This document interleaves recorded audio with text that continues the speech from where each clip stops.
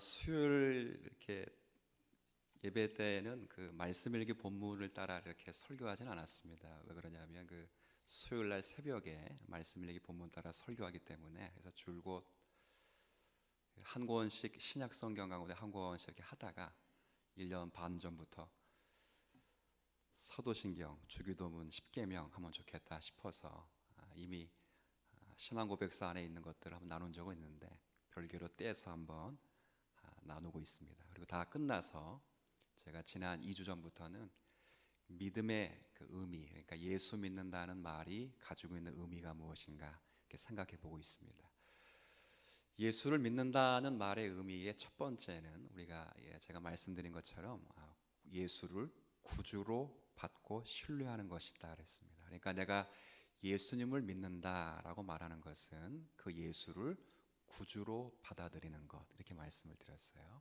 이것은 구원을 얻기 위해서 오직 예수님과 예수님의 사역을 의존할 수밖에 없다, 이것을 예수 믿는다로 표현을 한다, 이렇게 말씀을 드렸고, 지난 시간에는 그 예수를 믿는다는 의미 그 두 번째로서 이 구주로 예수를 믿은 자가 이제는 예수를 이제 주인, 그렇죠, 주님으로 받아들이는 것, 이것이 예수를 믿는다의 의미 속에 있는 표현이라 이렇게 말씀을 드렸습니다. 그러니까 예수님을 우리가 구주로 받아들이면 반드시 그 구주 되신 예수 그리스도로 말미암아 우리 주님을, 그리스도를 주님으로 부르게 된다 그랬어요. 그 주님으로 부른다는 것은 삶의 주인, 그러니까 소유권이 바뀌었다는 것이고, 삶의 목적과 내용이 이제는 그리스도로 바뀌었다는 것을 고백하고 표현하는 그런 내용이라 이렇게 소개를 했습니다. 오늘은 이제 그런 내용들을 이제 종합해서 달리 표현해 보면, 이 구주로 모시는 것, 또 주님으로 모시는 것을 다른 말로 표현하면 이렇게도 표현할 수 있어요. 여러분 많이 들어보신 이야기 같기도 하고 용어 같기도 한데 한번 들어보셨을 것 같습니다. 하나님 앞에서라는 표현 한번 들어보셨어요? 하나님 앞에서. 많은 성도님들도, 여러 성도님들이 라틴어 표현을 알고 계시더라고요. 코람, 아시네요. 몇 분 아시네요. 코람데오. 어떻게 많은 분들이 우리 교회 성도님들이 알고 계셨더라고요. 코람데오, 하나님 앞에서. 그러니까 예수님을 믿는다, 내가 예수를 구주로, 또 예수님을 나의 주인으로 섬긴다라고 하는 것을 다른 말로 표현할 때는 하나님 앞에서의 삶을 사는 것이다, 이렇게 생각할 수 있습니다. 그러니까 온 세상을 창조하시고 창조하신 모든 것을 살피시는 그 하나님의 면전 앞에서, 하나님 앞에서 사는 삶을 의식해서 그 하나님이 나를 지금도 지켜보고 계신다라는 마음으로 삶을 사는 것, 이것이 하나님 앞에서의 삶이에요. 다른 말로 하면 우리 신앙의 한국교회에서 신앙의 선배들은 뭐라고 불렀냐면 하나님의 면전에서, 들어보셨죠? 하나님 앞에서, 하나님의 존전에서, 존전의식, 면전의식, 이렇게 부르기도 했어요. 그래서 오늘 제가 하나님 앞에서의 가져야 될 의식 가운데 오늘 특별히 두 가지 의식을 좀 소개하도록 하겠습니다. 첫 번째는 이 하나님 앞에서 우리가 어떤 의식을 가질 수밖에 없고 가져야 되냐면, 반드시 하나님 앞에서 성도들은 죄의식을 가지고 있어야 합니다. 이것은 거룩한 하나님 앞에서 반드시 성도들이 가져야 되는 첫 번째 의식을 꼽으라 그러면 죄의식이 분명합니다. 왜 그러냐면 우리가 섬기는 하나님은 분명히 엄위하시고 거룩하신 하나님이시기 때문에 그 하나님 앞에 자신을 인식할 때는 우리는 언제나 용서받은 의인이요, 또 루터의 표현을 따지면 용서받은 죄인들이기 때문에 하나님의 엄위하심과 거룩하심 때문에 반사적으로, 자동적으로 우리의 죄의식을 먼저 가질 수밖에 없다, 그 말이죠. 그래서 여러분들 쉽게 이렇게 이야기할 수 있는 것 가운데 하나는, 여러분이 교회 와서 기도할 때 가장 먼저 하나님의 이름을 부르고 잠시 감사한 다음에 그 다음 여러분 대부분 무슨 기도하죠? 예, 그렇죠. 회개 기도하는 게 이제 우리가 하는 이제 그런 기도잖아요. 그러니까 그렇게 의식을 가져야 할 수밖에 없는 것이 우리가 살아가는 삶의 의식 가운데 하나여야 한다 그 말입니다. 이것은 이제 우리만의 문제가 아니라 제가 두 사람의 경우를 좀 소개할 텐데 그 베드로 같은 경우를 잘 보시면 예수님이 이제 바닷가에서 근처에서 설교를 쭉 하시다가 이제 배를 타고 조금 앞에 나가서 이제 육지에 사람들이 모여 있으니까 약간 배를 약간 띄어서 배를 강대상으로 이렇게 활용해서 육지에 있는 청중들에게 설교를 이제 하려고 배를 딱 탔어요. 근데 그 배가 아주 우연찮게 누구의 배였냐면 그게 바로 나중에 이름이 바뀌는 시몬 베드로의 배였던 거예요. 근데 베드로의 배에 올라타서 이제 설교를 깊게 오랫동안 하시고 난 다음에 베드로에게 뭐라고 말씀하시냐면 베드로야 깊은 데로 가서 뭘 하라 그랬어요? 그물을 던지라 그랬어요.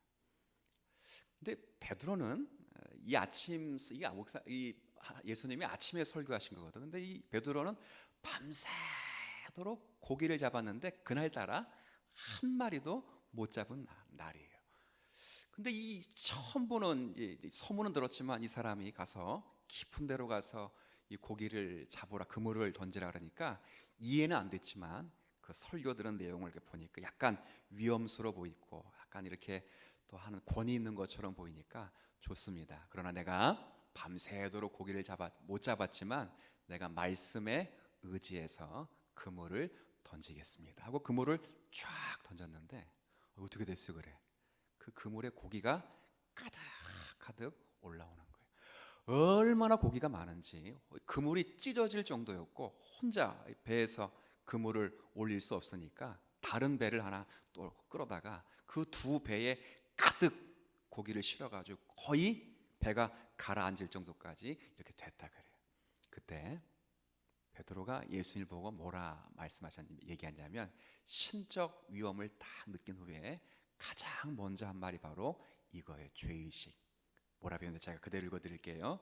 주님 나를 떠나소서 나는 뭐라고요? 죄인으로소이다. 신적 위험을 느끼는 성도, 그러니까 하나님 앞에서 서 있는 성도들이 자동적으로 반사적으로 느낄 수 있는 첫 번째 의식은 죄의식입니다. 이 구약 백성도 예외는 아니에요. 여러분 이사야 선지자 잘 알죠. 이사야 선지자가 하나님 앞에 소명을 받는데 하늘로부터 큰 보좌, 그러니까 의자, 여기 강대상 의자 같은 게 큰 의자가 하나 딱 앉아 있는데 그 의자에 주님이 딱 앉아 계시는 거예요. 근데 그 의자에 앉아 계신 주님의 옷이 얼마나 희고 옷자락이 긴지 그 하늘에 앉아 있는 옷의 옷자락이 글쎄 성전을 가득 덮었어요. 그 성전을 가득 덮은 옷자락 위에 또 천사들이 그룹들이 날개를 지면서 뭐라고 찬송하냐면 거룩하다 거룩하다 거룩하다 영광을 받으실 하나님이시로다. 그 찬양을 쫙 하는 거예요. 그 찬양이 딱 끝나는 순간에 갑자기 또 성전 지붕이 이렇게 이제 문지방이 막 흔들리더니 갑자기 여기서 연기가 확 쏟아올라서 성전 가득히 연기가 자욱했어요. 그럴 때 이사야는 누가 임재했다고 느꼈겠어요? 그렇죠, 하나님, 그죠, 하나님. 그때 이사야가 뭐라 말하냐면 제가 그대로 읽어드리죠. 화로다 나여 망하게 되었도다. 나는 입술이 부정한 사람이요 나는 입술이 부정한 백성 중에 거주하면서 그 다음 만군의 여호와이신 왕을 배웠음이로다. 이 말은 바꿔 말하면 뭐예요? 이제 나 죽었다 그 말이에요. 그렇죠? 거룩하신 하나님을 만났다. 그렇죠? 맞습니다. 이처럼 용서받은 죄인들이 하나님의 존전 앞에서 가장 먼저 느끼게 되는 의식은 바로 죄의식이어야 한다 그 말이에요. 이걸 제가 왜 말씀을 드리냐면 사실은 기독교인들 가운데 이런 죄의식을 실존적으로 깊이 느끼지 못하는 사람들이 참 많습니다. 이제 점점 이 기독교가 뭘 강조하냐면 사랑이라는 면을 많이 강조합니다. 여러분 십자가라는 의미 속에 잘 알듯이 십자가는 하나님의 공의와 하나님의 사랑이 절묘하게 만나는 곳입니다. 절묘하게.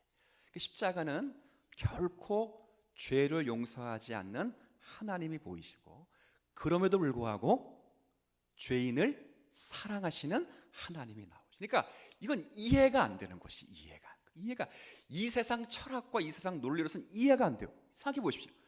죄를 용서하시지 않는 하나님, 그러면 죄인을 사랑해서는 안 되죠. 근데 바로 십자가에서는 죄를 용서하지 않는 하나님이신데 곧바로 죄인을 사랑하시는 하나님, 이게 이해가 안 되는 거예요. 그렇죠? 근데 기독교에서 어느 날부터 이제 이 가운데 이 죄를 용서하지 않는 하나님은 싹 감추었습니다. 전부 감추고 전부 뭐만 나타났냐면 사랑. 제가 하나님의 사랑을 강조하지 말아야 된다는 것이 아닙니다. 공이 두 내용을 잘 드러내고 강조해야 되는데 사실은 우리가 한쪽 면으로 강조하다 보니까 하나님 앞에서 죄의식을 갖는 것이 둔감해하고 점점 미련해지고 있다는 것이 현대인의 기독교의 큰 문제 가운데 하나이기 때문에 그렇습니다. 근데 우리 신앙의 선배들은 언제나 죄의식을 기독교를 들어가는 기독교의 현관이고 또 특별히 참 기독교에 이르는 통로라 그렇게까지 말을 하면서 죄의식을 가져야 되는 것이 얼마나 중요한지를 생각을 잘했어요. 우리가 한 인물 가운데 이제 한 분을 제가 소개할 텐데요. 하나님 앞에 섰을 때에 이제 그 자신이 얼마나 죄가 가득한가를 발견했던 아주 실존적으로 죄에 깊이 뼈저리게 느꼈던 이 종교개혁 신앙의 선배 가운데 한 분이 누구였냐면 루터 같은 사람이었어요. 원래 그 루터는 법률가가 되려고 했습니다. 제가 잠깐 루터 이야기를 해드리면 이 루터라는 사람은 종교개혁한 사람이잖아요. 근데 이제 법률가가 되길 원했는데 사실 이제 학교를 친구랑 함께 이렇게 등교하다가 친구가 갑자기 벼락을 맞아 죽게 되었습니다. 한번 생각해 보십시오. 친구랑 학교를 가다가 친구가 갑자기 벼락을 맞아 죽게 되니까 이 루터가 깜짝 놀라고 무서워서 바로 그 다음 날 학교를 그만두고 이 어디에 들어가게 되냐면 수도원의 수도사가 되기 위해서 들어갔어요. 수도사가 되기 위해서 열심히 공부하고 열심히 또 수련한 결과 아주 일찍 사제가 되어서 이제 첫 번째 미사를 드리는 이제 그 집전 의식을 하게 되었습니다. 그때 미사를 드리면 뭐라고 이제 이야기를 첫 번째 부분을 낭송했냐면 이렇게 낭송했어요. 우리는 주님께 곧 살아계시며 참되시며 영원한 하나님께 그리고 거룩하신 하나님께 우리 자신을 바칩니다. 이렇게 우리가 볼 때는 참 멋있는 말인데 남달리 영적인 감각이 아주 투철했던 루터는 이 말을 하고 상당히 두려움을 갖기 시작했어요. 이게 어떤 두려움을 갖기 시작했냐면 하나님은 거룩하고 어미하시고 영원하신 하나님이신데 그 하나님 앞에 서 있는 자신은 아무리 봐도 죄가 가득하고 그러니까 실존적으로 죄에 대해서 항상 고민하는 자신이었기 때문에 그런 자신의 모습을 보고 하나님을 보니까 하나님은 너무 두렵고 공포스러운 하나님으로 다가오기 시작했어요. 그래서 그는 늘 하나님이 너무 두려운 분이셔서 늘 자신이 하나님 앞에 깨끗해져야 되겠다라는 마음을 가지고 자신 안에 있는 죄를 떨쳐버리기 위해서 노력을 참 많이 했습니다. 정말 금욕 생활을 철저하게 했고요. 그리고 여러분 그 천주교가 지금도 고해성사란 걸 하잖아요. 조그만 잘못이 있어도 끊임없이 수도원장을 찾아가 가지고 이 고해성사를 읊으면서 자신의 죄를 늘 회개했어요.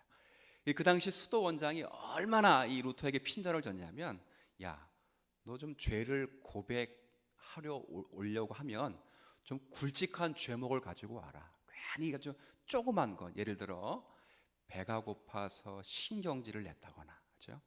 마음에 누구를 시기하거나 미워하는 그런 것 갖고 오지 말고 좀 굵직한 것 갖고 와라 할 정도로 끊임없이 그는 고해 성사를 했어요. 그런데 그럼에도 불구하고 그의 마음은 이 죄의 의식 때문에 두려움에서 가시지 않게 되었어요.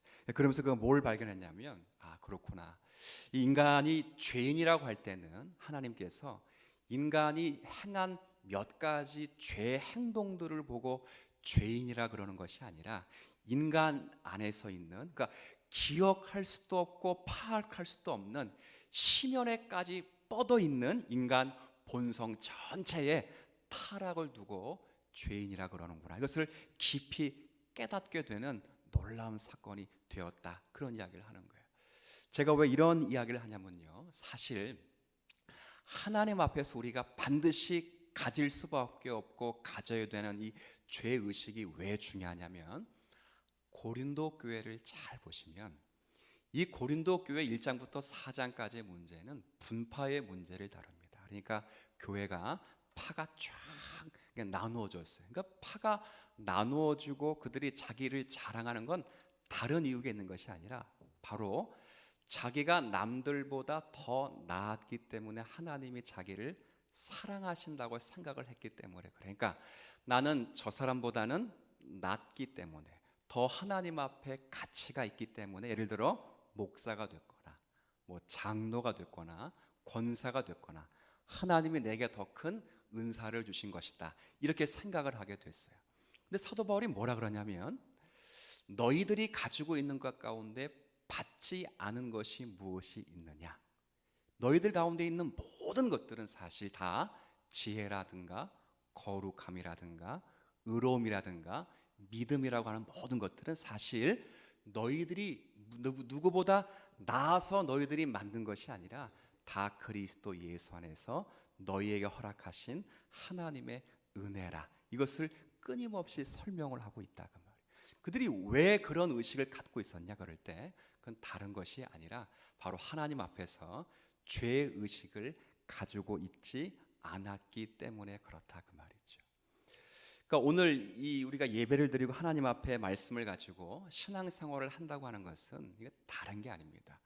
하나님 앞에 우리가 누구인가를 분명히 할 때 그 거룩하신 하나님 앞에 설 수 없는 연약한 죄인이라는 것을 인정하지 않으면 끊임없이 우리는 하나님 앞에서 고개를 뻣뻣이 들고 하나님의 은혜와 영광을 찬미할 것이 아니라 누구의 공로를 참여하게 되냐면 자기를 찬양하게 될 수밖에 없다는 거죠. 그러니까 가장 깊이 있게 죄의식을 가지게 되는 사람이라면 사실은 모든 인간적인 것은 철저하게 절망을 하는 것이 맞는데, 하나님 앞에서 죄의식을 갖고 있지 못하면 자기 자신에 대해서 절망할 수 없기 때문에 하나님 앞에서 자신을 찾고 결국 자기 자신을 자랑할 수밖에 없는 그런 결과를 만들어낼 수밖에 없기에, 사실은 하나님 앞에 성도들이 반드시 가져야 될 의식이 죄의식이다,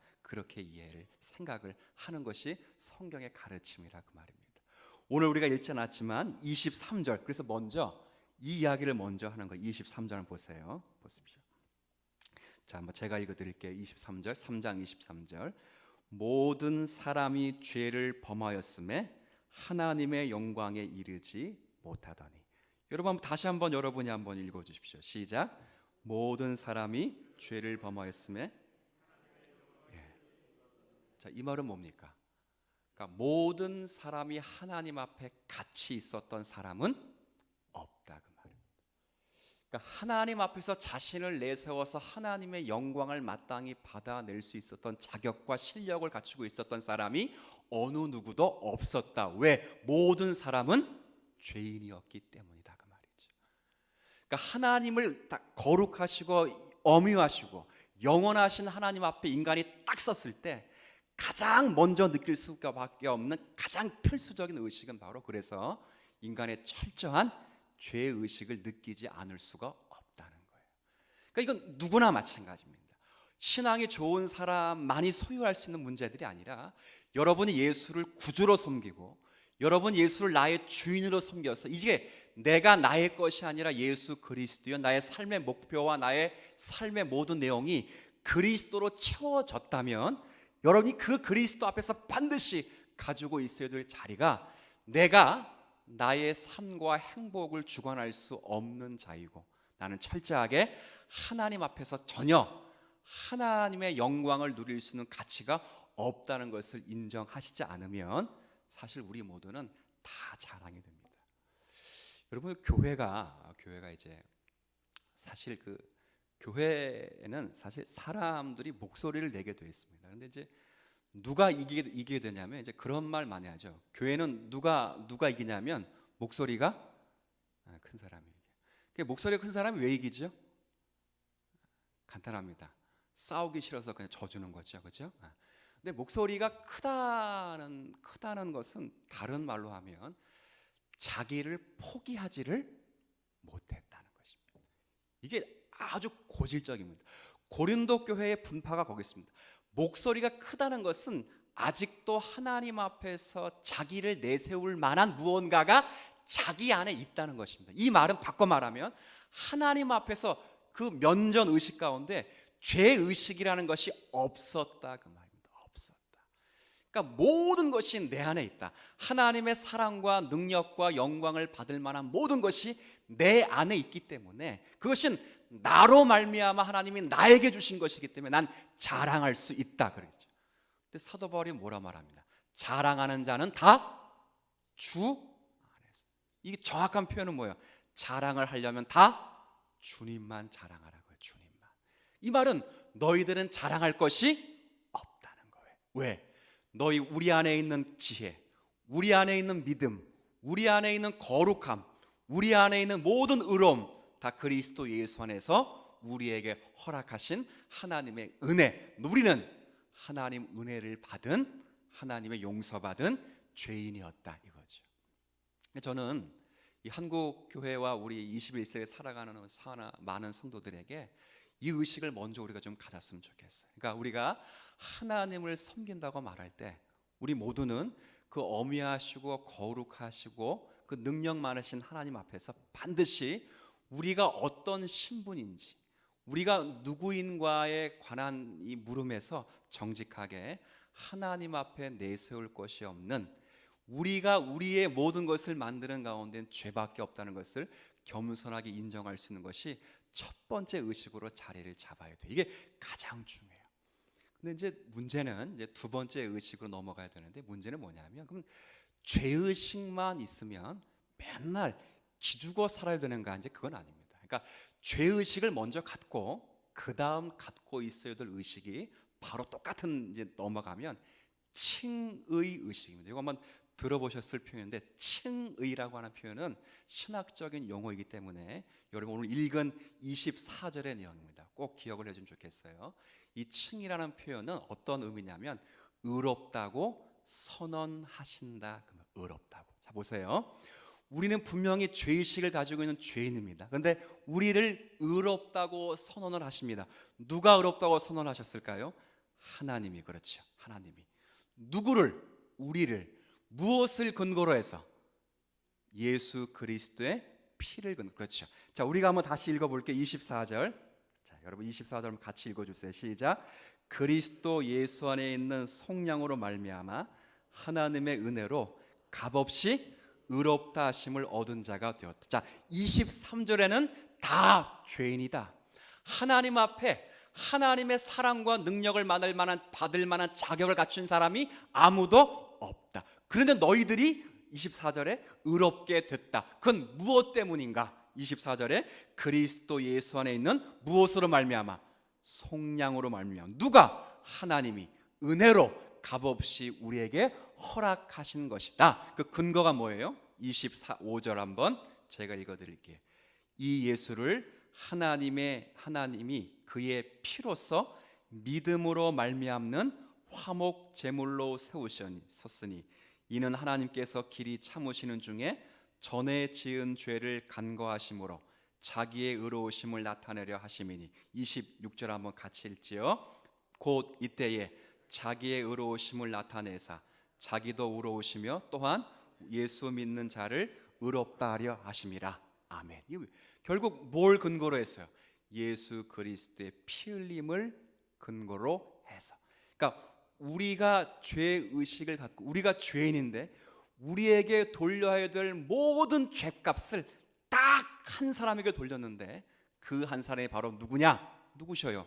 예수 그리스도. 그러니까 하나님께서 참으셨던 모든 공의적 진노를 딱 한 대상에 퍼부어 주셨는데 그분이 바로 예수 그리스도시고 그분이 바로 모든 죄값을 다 담당하신 후에 그분을 믿음으로 말미암아 우리는 값없이 공짜로 의롭다함을 받았다 그 말입니다. 그러니까 이 이야기를 연속적인 이야기를 왜 하는지 잘 보세요.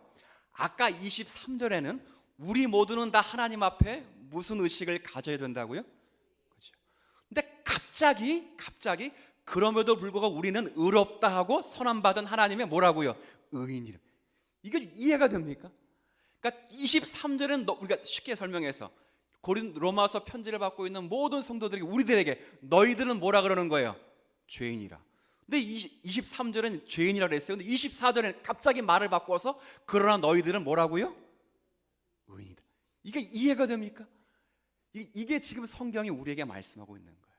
그렇죠?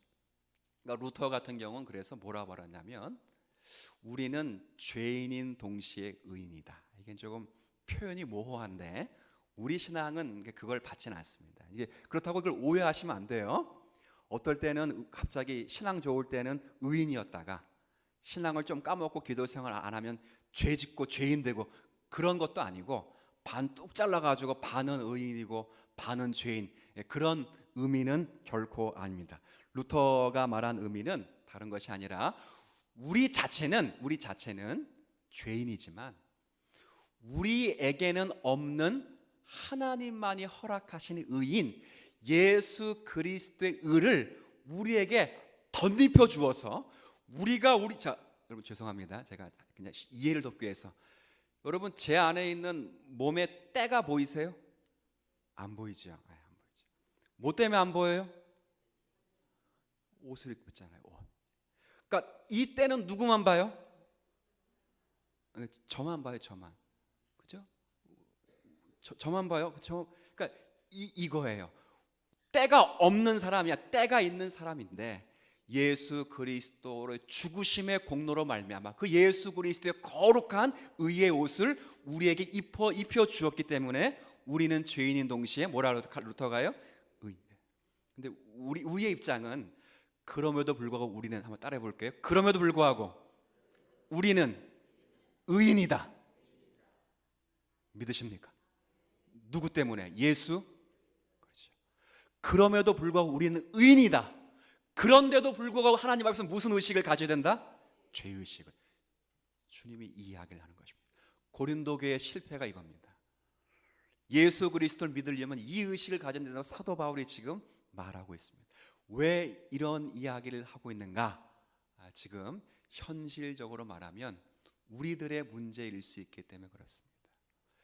우리는 하나님 앞에 살아가는 의인들이 맞습니다. 그런데 하나님 앞에 의인들로 살아가지만 여러분 늘 제가 말씀드리지만 하나님 앞에 의인된 삶으로 멋있게 살아가려고 하지만 월요일 날 그렇게 한번 살아가려고 하면 언제 무너져요? 언제? 여러분들은 한번 화요일 날쯤 무너지고 저는 한 목요일 날쯤 무너질 것 같지만 우리 모두는 사실 주일 날 저녁에 다 무너집니다. 그렇죠? 다 무너져. 아니 무너질 수가 없습니다. 그렇죠? 다 우리의 인생은 그렇습니다. 그럼에도 불구하고 우리가 의인 될 수 있었던 것은 우리 안에 없는 예수 그리스도의 의가 우리 가운데 입혀져 있기 때문에 그렇다 그 말이에요. 왜 이야기를 이야기하겠어요? 이게 로마서 3장 이야기를 이제 8장에서 마무리를 하는데요. 이 이야기를 하는 이유가 있어요. 자, 로마서 8장 가보세요. 자, 로마서 8장입니다. 자, 28절부터 제가 30절까지 여러분 잘 아실 말씀이니까 여러분과 함께 좀 읽어갈게요. 로마서 8장 28절부터 30절까지 시작. 우리가 알거니와 하나님을 사랑하는 자 곧 그의 뜻대로 부르심을 입은 자들에게는 모든 것이 합력하여 선을 이루느니라. 하나님은 미리 아신 자들을 또한 그 아들의 형상을 본받게 하기 위하여 미리 정하셨으니 이는 그로 많은 형제 중에서 맏아들이 되게 하려 하심이라. 또 미리 정하신 그들을 또한 부르시고 부르신 그들을 또한 의롭다 하시고 의롭다 하신 그들을 또한 영어롭게 하셨느니라. 보세요. 합력하여 선이 되는데 어떻게 합력하여 선이 되는가? 29절에는 정하시고 선택하셨다. 그렇죠? 30절에는 그 정하신 자들을 또한 부르시고 소명하시고 그리고 부르신 그들을 아까 3장 24절의 표현과 똑같습니다. 또한 부르신 그들을 또한 어떻게 하셨다고요? 의롭다 하시고 의롭다 하신 그들을 또한 영화롭게 하셨다. 누가? 하나님이 그렇죠. 그리스도 예수 안에서 값없이 그렇게 하셨다. 그렇게 하신 결과 때문에 사도 바울이 뭐라고 말하는지 31절부터 34절까지 이것도 한번 같이 읽어볼게요. 시작. 그런즉 이 일에 대하여 우리가 무슨 말하리요? 만일 하나님 우리를 위하시면 누가 우리를 대적하리요? 자기 아들을 아끼지 아니하시고 우리 모든 사람을 위하여 내주시니가 어찌 그 아들과 함께 모든 것을 우리에게 주시지 아니하겠느냐? 누가 능히 하나님께서 택하신 자들을 고발하리요? 의롭다 하신 이는 하나님이시니 누가 정죄하리요? 죽으실 뿐 아니라 다시 살아나신 이는 그리스도 예수시니 그는 하나님 우편에 계신 자요 우리를 위하여 간구하시는 자신이라. 그러므로 결코 그리스도 예수 안에 있는 하나님의 사랑에서 끊을 수가 없다 그 말이에요. 없다. 우리가 그런 자라 그 말이에요. 그러니까 의롭다고 하신 이가 하나님이시기 때문에 누가 우리를 정죄할 수 있으리요? 그럴 수 없다 그래요. 우린 그런 사람이다. 그런데 문제는 그런 사람이기 때문에 내가 뭐 특별하다는 것은 아니다 그 말이에요. 이야기를 하는 거예요. 그러니까 우리가 그런 사람, 그런 은혜와 능력을 받았지만 우리가 그런 특별한 능력과 은혜를 받을 만한 실력은 원래 없는 자들이다. 다 누가 만든 것인가? 그리스도 예수 안에서 하나님이 만드신 은혜의 결과이다. 그걸 깨닫기 위해서는 가장 먼저 하나님 앞에서 무슨 의식을 가져라? 죄의식을 가져라 그거예요. 그 죄의식과 칭의의식, 그래서 함께 가는 것입니다. 그래서 제가 아까 조금 전에 신앙의 선배들 이야기했어요. 죄의식은 기독교의 기독교 현과 기독교를 들어가는 입구와도 같고 기독교의 전체적인 내용 속에서 가장 먼저의 자리와도 같다고 말씀한 것처럼 그 의식을 가지고 있어요. 그러니까 여러분이 나는 죄졌습니다 이 정도의 차원에서가 아니라, 그건 우리의 기도에서 충분히 그럴 수 있을 것 같고, 우리가 삶을 살아가면서 정말 내 안에서 정말 합력하여 선이 이루어지는 놀라운 일들이 발생될 때 이것이 나로 말미암은 것이 아니라 다 그리스도 예수 안에서 하나님이 내게 선을 만들어 가신 것임을 믿고, 나를 자랑해서 되는 것이 아니라 다 그것을 만드시는 하나님을 자랑할 수 있는 성도로 빚어져 가야 되기 때문에 이 의식이 반드시 필요한 의식임을 여러분들이 가슴에 새기실 수 있는 여러분 되시길 바라고요. 이 의식을 따라 다음 주에 두 가지 의식을 더 소개할 텐데, 이 의식 속에서 정말 우리가 그리스도의 은혜 아래 있는 표지를 증거하며 사는 우리 모두가 되시기를 주님의 이름으로 부탁을 드리겠습니다. 하나님 아버지, 하나님의 뜻을 따라 아무리 완벽히 노력해도 여전히 하나님께서 요구하시는 철저하고 완벽한 수준에 이르지 못하는 죄인일 뿐입니다.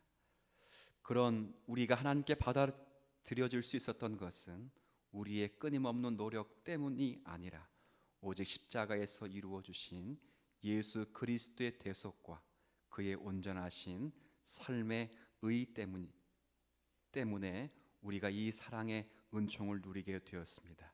이제 이 은혜를 받은 자답게 우리의 모든 것이 하나님의 은혜임을 기억하고 하나님 앞에서 구원받은 성도들, 예수님을 나의 주인으로 섬기고 있는 모든 자들이 하나님 앞에 바른 죄의식을 갖게 하시고 의롭다 칭함받은 자의 자랑과 기쁨을 아는 자가 되게 하여 주옵소서. 그러나 이 모든 것은 나의 공로도 아니요, 나의 노력도 아니요, 나의 수고도 아니며 나의 헌신과 나의 계획과 소망도 아니었음을 기억하고 언제나 있는 그 자리에서 오직 하나님만 자랑하며 사는 성도들이 되도록 은혜를 더하여 주옵소서. 교회의 주인은 오직 예수 그리스도이십니다. 교회가 소망 있고 교회가 믿음 있고 능력 있는 것은 바로 그 예수 그리스도의 권세가 교회에 있기 때문일 것입니다. 그 그리스도를 온전히 붙잡는 성도들이 되게 하여 주옵시고, 십자가 밑에서 자신을 찾는 자가 아니라 그리스도 앞에서 자신을 내어놓고 주님의 십자가를 지고 자기를 부인하며 사는 성도들 되게 하여 주옵소서. 고난주간을 보내고 있는 사랑하는 성도들을 건강케 하시고 그 사역도 잘 감당하면서 주님의 고난을 날마다 묵상하며 예배에 참여하는 성도들이 되도록 은혜를 더하여 주옵소서. 예수님의 이름으로 기도 올립니다. 아멘.